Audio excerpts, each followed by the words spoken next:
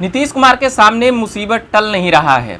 अब उन्हीं के विधायक बागी हो गए और उनके बागी विधायक का कहना है कि मुख्यमंत्री नीतीश कुमार के आवास के बाहर हम धरना प्रदर्शन करेंगे।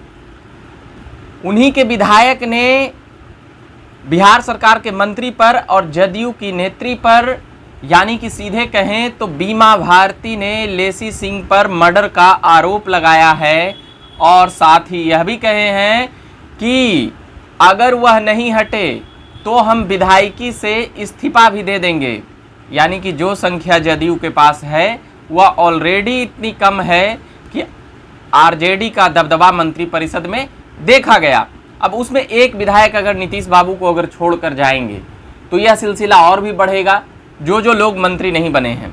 अब मैं बता देता हूं कि और भी क्या बातें हो सकती है। बीमा भारती ने जिस प्रकार से मीडिया के सामने प्रेस कॉन्फ्रेंस करके तमाम बातें की, उसमें यह भी बातें समझ में आई कि बीमा भारती 2020 तक मंत्री थी। वह अभी नीतीश कुमार जब 7वीं और 8वीं बार शपथ लिए तो उसमें मंत्री नहीं बनी, 3 बार मंत्री बन चुकी हैं। तो अब लेसी सिंह जो इस बार मंत्री थी और फिर मंत्री पद की जैसे ही शपथ लेती हैं, और इससे पहले भी लेसी सिंह पर यह एक आरोप बातें सामने आई थी, आरोप लगा था कि मर्डर में संलिप्तता उनका था। तो अब जिस प्रकार से जदयू के ही विधायक ने जदयू कोटे से बिहार सरकार में मंत्री पर जिस प्रकार से संगीन आरोप लगाए हैं और जिस प्रकार से मोबाइल पर वो केस नंबर दिखा रही थी, केस दर्ज है, वो तमाम चीज़ें यह बिहार सरकार और नीतीश कुमार के लिए खास करके कह सकते हैं कि यह कहीं ना कहीं बहुत बड़े नुकसान के संकेत हैं। क्योंकि एक विधायक नाराज नहीं है, आरसीपी गुट के नेता लगातार कह रहे हैं कि बड़ी विधायकों की टूट की संख्या बढ़ेगी तो फिर नीतीश कुमार के सामने अपना मुख्यमंत्री का कुर्सी बचाना खासा मुश्किल हो जाएगा। इसीलिए जदयू ने जो पहले मंत्री थे उन्हें मंत्री रहने देने पर ही विचार किया और ज़्यादा बदलाव नहीं किए। मगर नहीं बदलाव किए तो जो पहले मंत्री थे अब वह नाराज हैं। अब उनको कैसे खुश करें?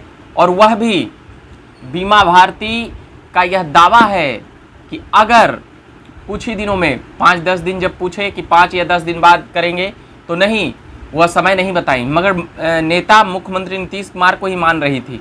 लगातार घुरा फिरा करके सवाल किया गया, फिर भी बीमा भारती नहीं मुकरी, नीतीश कुमार को ही नेता मानती रहीं और उनका कहना था कि वह प्रधानमंत्री भी बनेंगे। अब लेसी सिंह बयान देती हुई नज़र अभी तक नहीं आई हैं, मगर वह क्या कुछ बोलेंगी, क्योंकि उन पर मर्डर का अब आरोप लग रहा है, केस दर्ज है। तो ये तमाम बातें उन्हें भी जवाब देना चाहिए। मगर उनके घर पर भी गए, मगर वह भी जवाब नहीं देते हुए नजर आए। मिले ही नहीं तो जवाब कहाँ से देंगे? साफ तौर पर कह सकते हैं कि कहीं न कहीं जदयू के लिए यह घातक बहुत ही घातक बनता जा रहा है। और एक दिन पहले जिस प्रकार से कार्तिक मास्टर के ऊपर आरोप लगा अपहरण का, तो उनके वकील ने आकर सारी बातें सामने रख दी। ये ऐसी कोई बातें नहीं है और उनकी वकील ने तमाम बातें कर दी कि ये मामले में इनकी डायरेक्ट इन्वॉल्वमेंट भी नहीं था और अभी 1 सितंबर तक कोई भी कार्रवाई करने से के लिए कोर्ट ने मना किया है। ये तमाम लिस्ट आ चुके थे।